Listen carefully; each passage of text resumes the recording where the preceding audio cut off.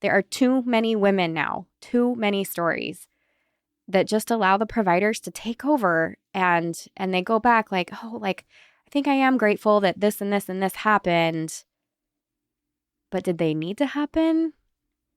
You know, like my water broke and ended up at the hospital a couple hours later and contractions weren't going. So we had to start Pitocin. We needed to break the water.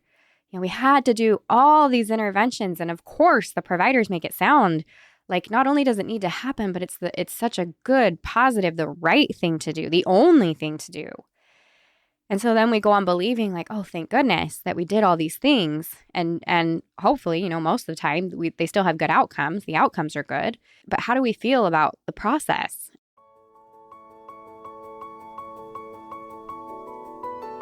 Getting pregnant and giving birth are two of the most exciting things you can ever hope to experience in this life. The moment you think you could be pregnant, you're frantically searching for all the best information, which is why you're here today. I'm Stephanie King, and with my many years of experience as a professional childbirth educator, doula, and lover of all things pregnancy, birth, and postpartum, I'm here to make preparing for your birth enjoyable, empowering, and totally easy. Each week, I'll cover different topics, interview professionals, and get into the nitty-gritty birth stories from mamas just like you. And when you're ready for more, you can join me in the My Essential Birth course at myessentialbirth.com, where I take you step by step through exactly how to prepare your mind, body, spirit, and partner for a birth you love. So let's get started.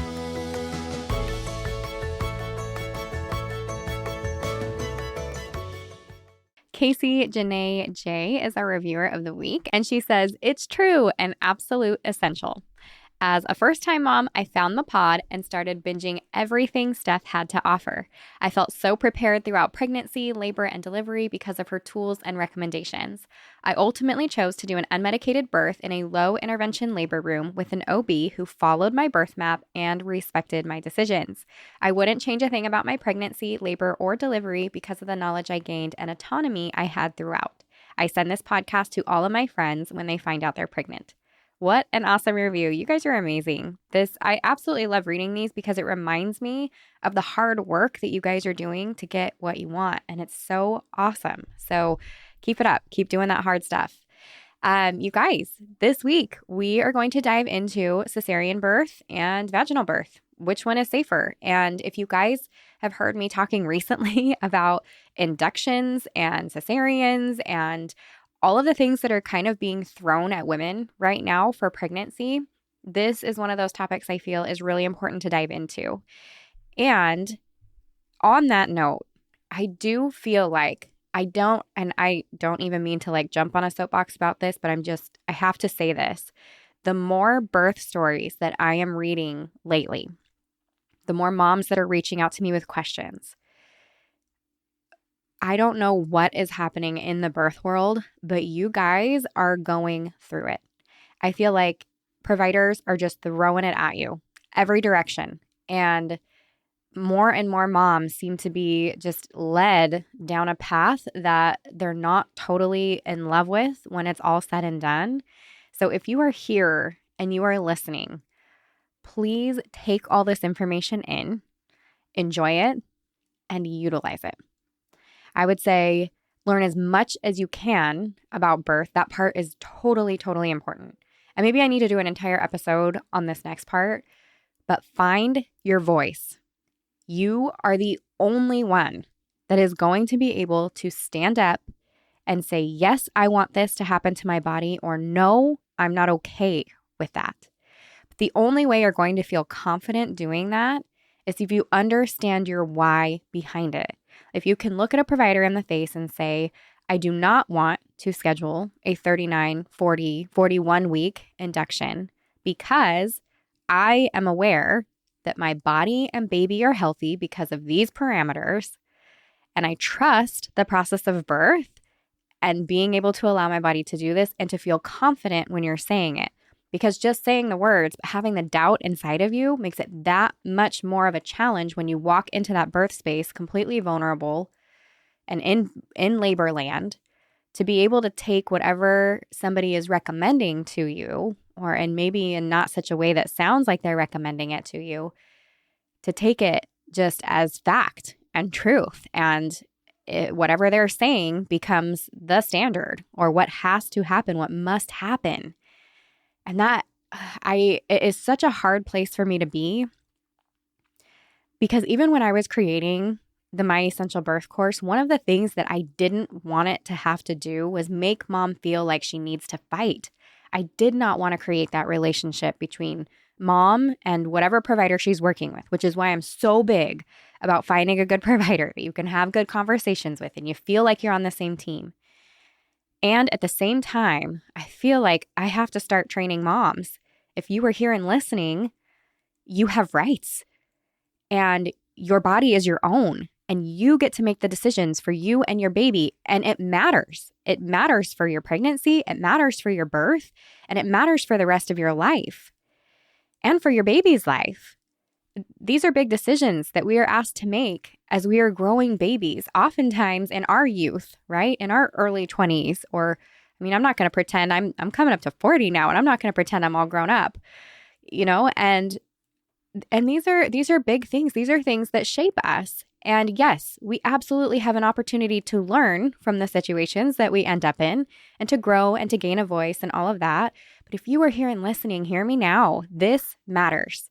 This matters, and you are capable of making these decisions for yourself. You do not have to be bullied or coerced into believing that your body is not capable of growing the right size baby for your body and knowing how to birth it.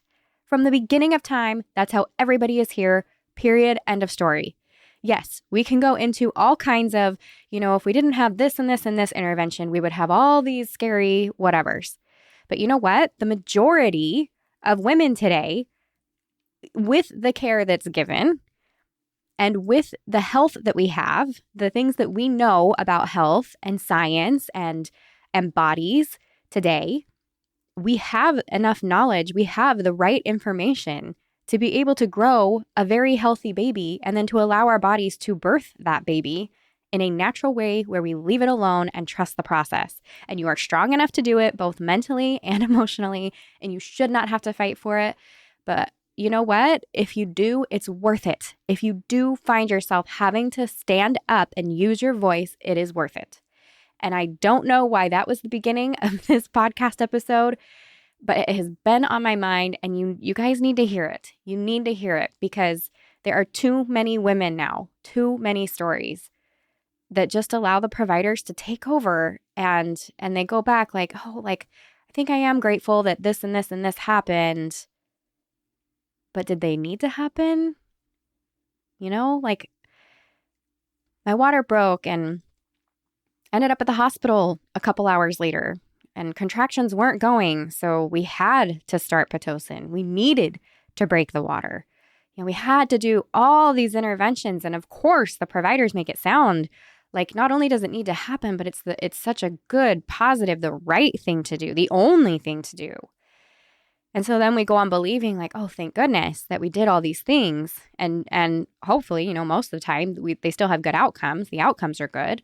But how do we feel about the process and trusting ourselves? And how does it make us feel for the next one? Are we in our heads like, oh, I'm probably going to need to head back and have an induction. I'm probably going to need Pitocin again. I'm probably going to need an episiotomy. So just whatever is happening in your head, whatever language is happening in your head, I don't know, maybe we need to start with affirmations or just positive birth talk. Like maybe I need an entire episode on this.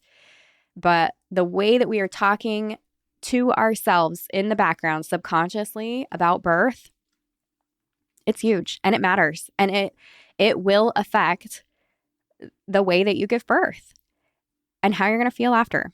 It kind of reminds me, as we're talking about this, my family just watched Inception recently. And if you have not watched that, you won't know what I'm talking about. But if you have, they kind of talk about like when you're in a dreamlike state, how these thoughts can be planted. And I'm going to butcher, right, and I'm not going to give away any of the movie because anyways, I'm just not. But just that these thoughts can kind of be planted in the background and they affect everything that you do. And it's so real. So maybe not while we're dreaming and all of that kind of stuff, whatever's happening in the movie. But the fact is, there are deeper things that we think and believe. It's really like beliefs and truths, right? Things that we believe about ourselves or truths that we know, right? That form the thoughts that we have, and those thoughts move into actions, and those actions kind of define us, or they create outcomes. It's just this whole process. And so if we can take it back and really understand how, like, our true nature of like how we feel about birth, and if you can come to a place of feeling safe in the process of birth and trusting it, I think it'll just be such a benefit for you just throughout your pregnancy and birth. And with that, let's dive into today's topic. Sorry, that's going to be, hopefully that'll be on your mind. It's been on mine. I don't know. Feel like there's more conversation around it. But today I want to talk to you guys about cesarean birth and vaginal birth, and which is safer, because believe it or not, there actually is a debate about this. And if you're here, it might be because you're curious. So let's have it out. First of all, I want to go over some myths, because I feel like that's fun. And it's probably things that, or maybe things that you have heard, and I want to dispel them right away. So let's talk about that. Also, if you're here and you have not downloaded the 3 free exercise guide, it is so much more than just 3 exercises. So check out the show notes or go to myessentialbirth.com and type in your name and get the exercise guide. But those 3 exercises are not just about exercise. They're about making your body more comfortable, and not just your body, but your labor, your pregnancy and labor, easy, more comfortable, and your baby in a good position. It's like everything that you can do, those kind of like quick daily things that you can do to really feel on top of your space, some kind of control over your birth. And they're going to ease you into that labor process. But the fun part about it is, too, once you download it, you get freebies from me all week. You get videos, you get downloads. And it just gives us a chance to connect, and you can reply directly to any of the emails on there with any questions that you have. I have loved connecting with you guys. I feel like when I had said it recently on the podcast, like, you guys, you actually get a hold of me when you email hello@myessentialbirth.com, or you DM me on Instagram. You might get a hold of Chelsea too. Chelsea's pretty awesome. But we're there and we're talking with you guys. So anyways, if you haven't downloaded the exercises yet, start there. Do that. Do it right away. Now, typically, I'm going to say, as far as vaginal birth goes, so let's dive back into the topics, right? Typically, vaginal birth is going to be the safer option. Of course, sometimes it will not always be the best option, and cesarean birth absolutely has its place. So when I'm talking specifically about cesarean birth, because we have some stuff upcoming too, where I want women who have had a cesarean birth to feel like they have a safe place to come and to discuss, and that it doesn't have to be this big, scary thing that everybody should be avoiding like the plague. Because when it is necessary, it can be beautiful. There are absolutely things that you can do to make it as beautiful a process as possible. And not just as possible, like for some women, this is your birth. And like I said, like all of this matters. And really the decision making behind it is going to be number one. Like, were you involved in the decision making? Did your provider ask about your preferences, or did you come prepared? I'm going to provide for you guys the Gentle Cesarean Birth Plan that I give in the birth course as well. That's a download for this week in the show notes. So that if you do need to have a cesarean birth, I'm going to give you all the very best ways that you can make it as beautiful and wonderful and homey and just wonderful as possible, because that is absolutely an option. But obviously, most of the time, a vaginal birth is going to be safest for mom and baby. So don't be offended if I am talking about this and you're like, yeah, but I needed to have a cesarean. Absolutely. There are totally times when that is the case. So don't feel like I'm talking meanly to you by any means. But let's get into those C-section myths. Number 1. C-sections are easier than a vaginal birth. Maybe you've heard this, and it's just not true. There's just no way. It is a major abdominal surgery. So maybe in the way of easier, and I'll talk about that later. Maybe you're thinking I don't have to have contractions, which again, I'll talk about that later. But it is major abdominal surgery, and any kind of surgery is going to be trickier for mom, trickier for baby, and the healing time is definitely going to be a lot more intense. You do get to schedule your date. You do get to bypass some of the contractions, possibly all of them. Most likely you will experience some, but that recovery is going to be more difficult and it's going to last longer. Okay, myth number 2. If I have one cesarean birth, all of my births need to be cesarean. If you have been told this, if you are a C-section mom and you have been told that you have to have another cesarean birth, or if you are here now and you will be a C-section mom at some point, and you are ever told this, this is not true. And there are situations where that might be true. For example, you have like a T-shaped scar or something. You have I'll talk about that later, but there may be reasons where it is the very best and safest, and there's a reason that you need to have another cesarean birth after having one. But most of the time, that's not true. And if you have one, it is not an instant, I have to have all of them that way.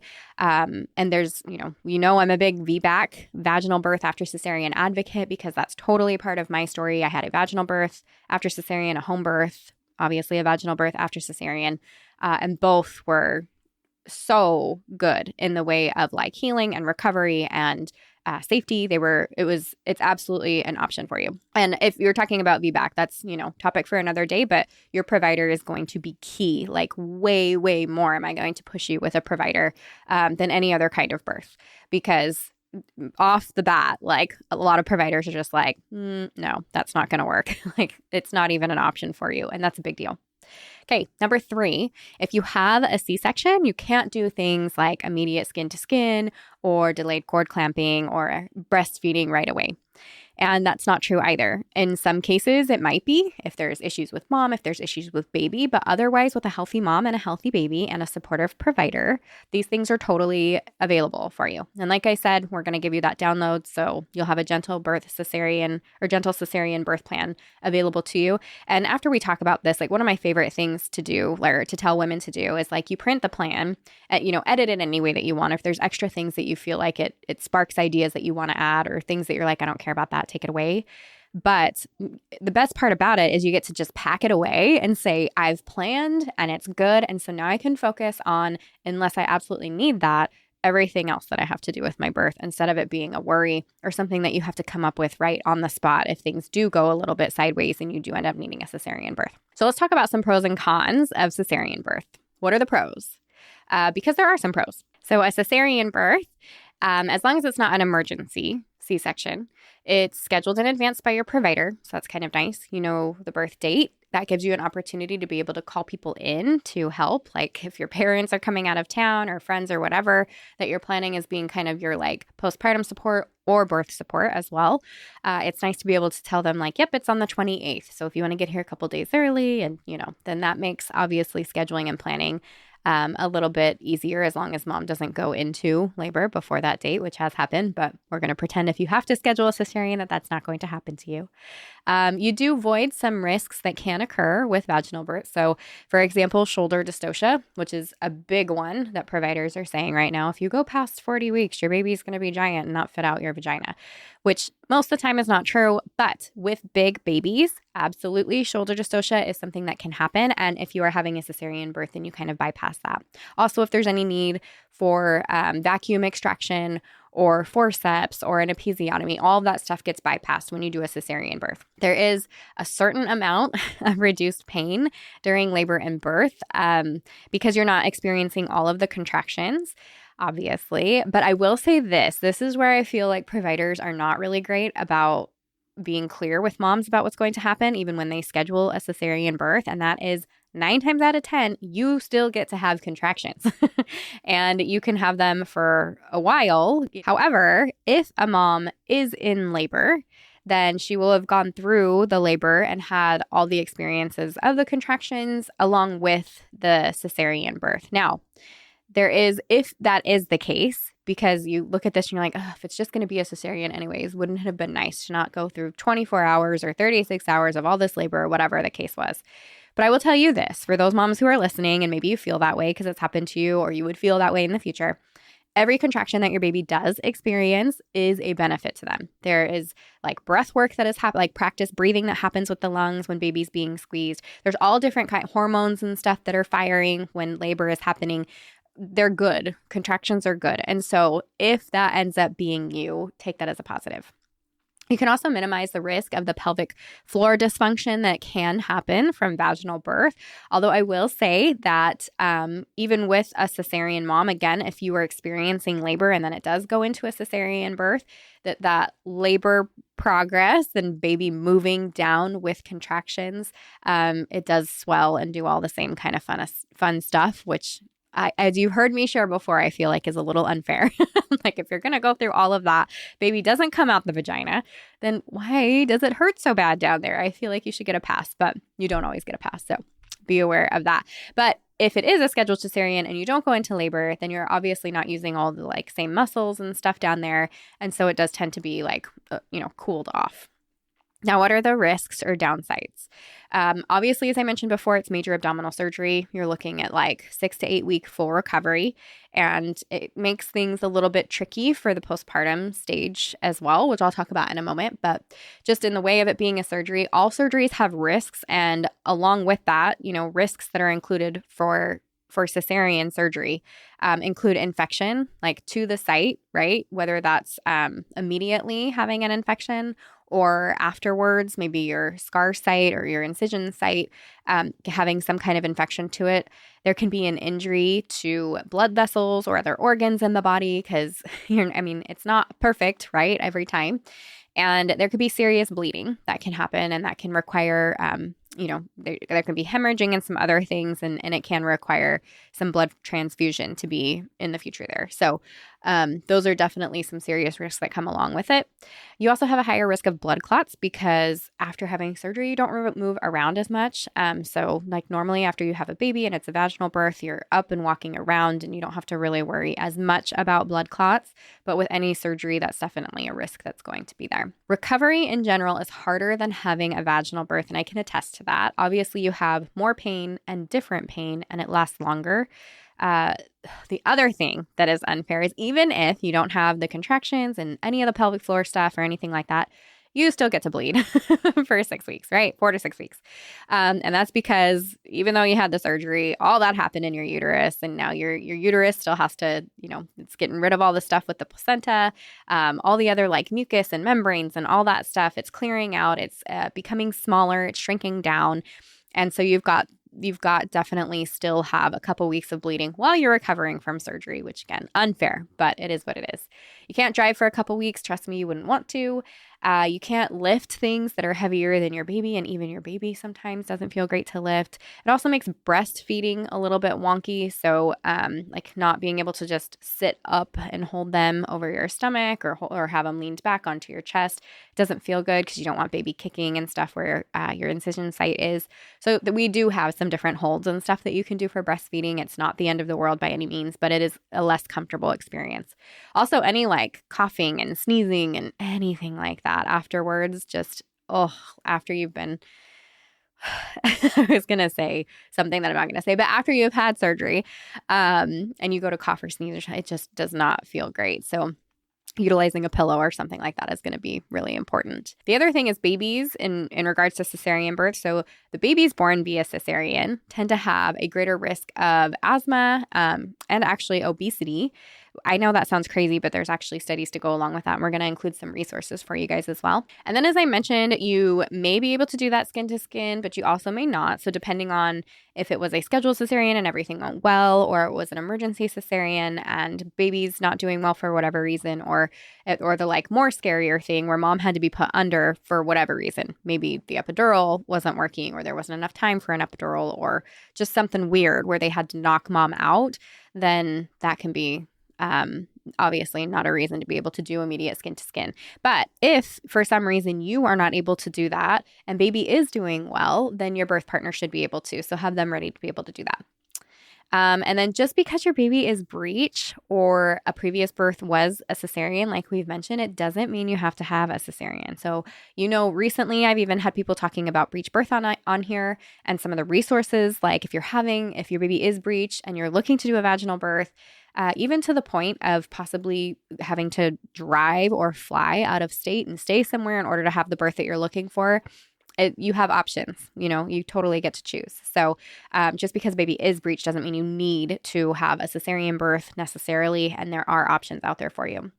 I think the most important thing is informed consent. You guys get to have all the information and then get to choose. So, benefits of a vaginal birth. So, some of these might seem obvious, but I'm also going to talk about some risks that come along with it, of course. But in most cases, it's going to be the safest option for mom and for baby. It's an easier recovery. I will tell you from my cesarean birth, and I know I've shared about it, but the thing that like just was so crazy and awesome after I had my first vaginal birth after cesarean was I could sit up in the bed and it didn't hurt. And I mean, it like blew my mind. I was like, oh my gosh, I didn't need help to sit up. I'm sitting up. I'm holding my baby. I'm breastfeeding. I'm walking around. I peed on my own. Like it was awesome. So, and I think because I had that contrast too, you know, maybe you don't think about it too much, but when you have the contrast, it's like, oh yeah. No major surgery to recover from, although you're downstairs. We'll talk about that in a moment. But you have that quick bonding with the baby. Should be, if things are pretty like not complicated, baby's doing well, no meconium aspiration or anything like that, right? You have that immediate skin to skin, breastfeeding, all of that kind of like just moves into that natural next part of the postpartum area. And then you have a less chance of infection because you don't have any like big open wounds that you're dealing with. And baby gets all that good bacteria that happens through the birth canal. So we are learning more and more every day about how important the bacteria in our guts are. And actually, the bacteria that they get as they move through the vagina is actually super beneficial to be all over them, all over their skin, all over their mouth. It is actually making them stronger and healthier, which is awesome. Like our bodies are so made to do this. It is really, really awesome. The other thing that happens when a baby goes through the birth canal, particularly when there is not an episiotomy or any kind of heavy tearing, is there's something called the fetal ejection reflex. So as baby moves through the vagina and they are squeezed by that vaginal canal because it is a tight fit on their way out, if that is kept intact, they have this ejection reflex where it pushes all of the fluid that's in their lungs and helps them to expel it on the way out. And so you have babies that have, clearer breathing airways, and less issues to be able to breathe, and all the asthma and stuff that we had talked about before, that's part of it. So it's just a better way to be born. Like the process of birth is perfect. And that is one of the things that it does, is it has all these benefits as for mom and for baby as baby goes through that canal. And then obviously you have a shorter hospital stay. So you can leave, depending on your hospital and your providers, because I know it varies from place to place, but you can be out of there in less than 24 hours. Like we were out of, even when we did our vaginal birth after cesarean in the hospital, we pushed so hard to just get out of there. And I don't remember exactly how long it was, but I know we were there for less than 24 hours for sure. I want to say it was less than 12 once baby was born. So it was pretty good. Now, risks are downsides. More painful labor and birth experience. So this is during the actual labor part, obviously. But remember that recovery is so much easier. And I don't know that I would consider that a downside. So I did put it, and it totally is real for every mom who has ever given birth. This is my personal opinion. I would not consider that pain a downside. That was like something empowering and amazing to like work through and then feel the strength from that. Like, oh my gosh, I just did that thing. I am Superwoman. That was so cool. I think it's like such a perfect like segue into motherhood where you're just like, boom, I am on top of the world and I am that baby's mom. That just came from my body. That was pretty sweet, The other thing is you do have that possible weakening of the pelvic floor muscles. This is kind of the stuff though, prep work, if you're really good about your prep work prior to labor, so understanding and using that area downstairs, getting really comfortable with your pelvic area, then when it comes to things like pushing and stuff, and also if you are if you don't have an epidural and you really listen to your body about what position it's asking you to be in, and utilizing the strength of your body, but also understanding like why it's asking you to be in a certain position and listening to your body and working with it as you're pushing. I think that can be really helpful. And then if you do have an epidural, having your legs pulled back and shortening that birth canal and not being in a leaned back position, I think all of that actually does help that pelvic area. So keep that in mind. But there definitely is a risk of like prolapse or bladder incontinence, and some of us still deal with that. But there are things that you can do, but it is a risk, obviously, of a baby coming out your vagina. So that's something to think of. If there is a forceps extraction, episiotomy, things that are, forceps, vacuum extraction, or episiotomy, anything that happens downstairs that can cause trauma to baby. It can cause trauma to the vaginal area. So that can happen during a vaginal birth. And then we have that risk of shoulder dystocia, which is, it's so tricky for me because yes, it absolutely does happen. I don't want to downplay the fact that shoulder dystocia does not exist.